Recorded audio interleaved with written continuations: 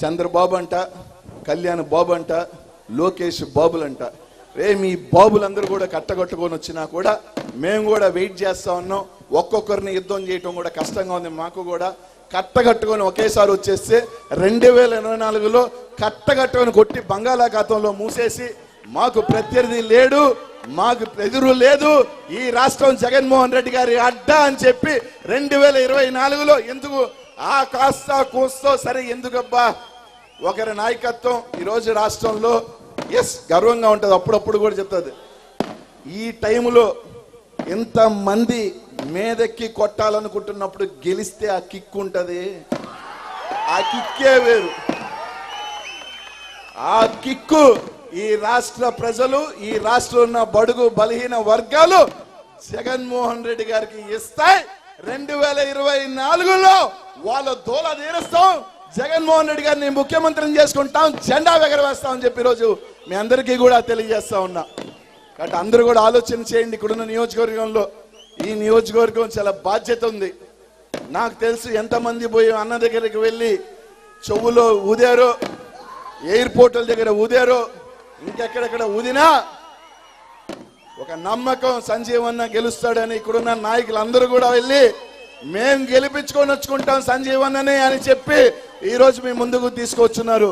కాబట్టి మీ అందరి బాధ్యత ఆ 65,000లో ఒక ఓటు తగ్గకూడదు, 65,000 పైగా పోవాలని చెప్పి మీ అందరికీ కూడా తెలియజేస్తా ఉన్నా.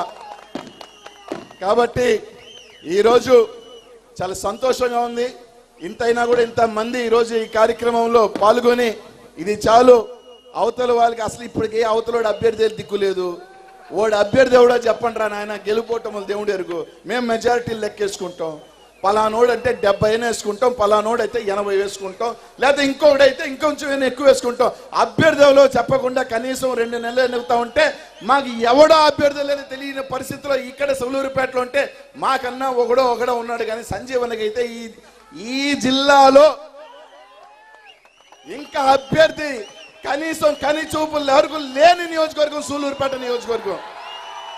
ఇక్కడున్న నాయకులందరి కష్టం, ఇక్కడున్న ప్రతి ఒక్క కార్యకర్త వైఎస్ఆర్ కాంగ్రెస్ పార్టీకి పడుతున్న కష్టం, నాయకులందరూ ఈరోజు వైఎస్ఆర్ కాంగ్రెస్ పార్టీకి ఉన్న బలం.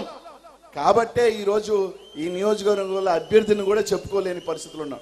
ఏమన్నా ఆలోచన ఏమన్నా చేస్తున్నారేమో, సంజీవనం తోసేస్తే బయటికి సంజీవన్ వచ్చిపోరు నువ్వు తెలుగుదేశంలో చేరి టికెట్ వస్తుంది, అది సీను లేదురా అబ్బా. సంజీవనం ఖచ్చితంగా ఇక్కడే మంచి మెజారిటీతో పాపం ఆశలు కూడా పోయినట్టున్నాయి. రేపటి నుంచి వాళ్ళ అభ్యర్థిని ఏమైనా ఎత్తుక్కునే వేటలో ఉంటారు. ఎత్తుక్కునే టైంకి నామినేషన్ వస్తే ఎవడో గొట్టంగానే తీసుకొచ్చి నామినేషన్ ఇస్తాడు, ఆడితే ఎన్నికలు అయిపోతాయి. కాబట్టి కాస్తో కోస్తో కొద్దిగా దూరం ఉన్న వ్యక్తులు కూడా చెప్తా ఉన్నాం, ఈరోజు మీరందరం కూడా మనందరం కూడా కలిసి పనిచేయాల్సింది జగనన్న కోసమే. ఇక్కడ సంజీవన్నో, అనిల్ కుమార్ యాదవో, లేకపోతే మేరీ మురళన్నో, లేకపోతే ఇంకొకరో కాదు. ఈరోజు మనం అండగా ఉండాల్సిన వ్యక్తి మన రాష్ట్ర ముఖ్యమంత్రి జగనన్న అని చెప్పి గుర్తుపెట్టుకోండి. ఒక పొరపాటు కూడా, ఒక చిన్న పొరపాటు కూడా జరిగితే అది సరిదిద్దుకోలేం మళ్ళీ. అరే ఒక 10 రోజులు 15 రోజులు చిన్న పొరపాటు జరిగితే ఆ రోజు ఆవేశాలకి మనం కానీ తావునిస్తే మళ్ళీ వెనక్కి తీసుకురాలేం. మన కుటుంబంలో అన్న తమ్ముళ్ళు ఉంటారు, చాలామంది చంపుకునే దానికి కూడా పోయి ఉన్నారు. తర్వాత 2 నెలలకో 3 నెలల్లో కలిసి మెలిసి ముందుకు వెళ్ళిన చరిత్ర మన చరిత్రలు. కాబట్టి ఇవన్నీ తాత్కాలికం. ఒకవేళ కొంతమందికి సంజీవనకి రాకూడదని వేరే వాళ్ళకి రావాలనే కోరుకోండొచ్చు, తప్పులేదు. ఏమన్నా వస్తే ఇంకొకరు రావాలి. కానీ ఈరోజు అయిపోయింది. జగనన్న సంజీవన్ అనే క్యాండిడేట్గా పెట్టేశాడు, అయిపోయింది. కలిసి వెళ్ళండి.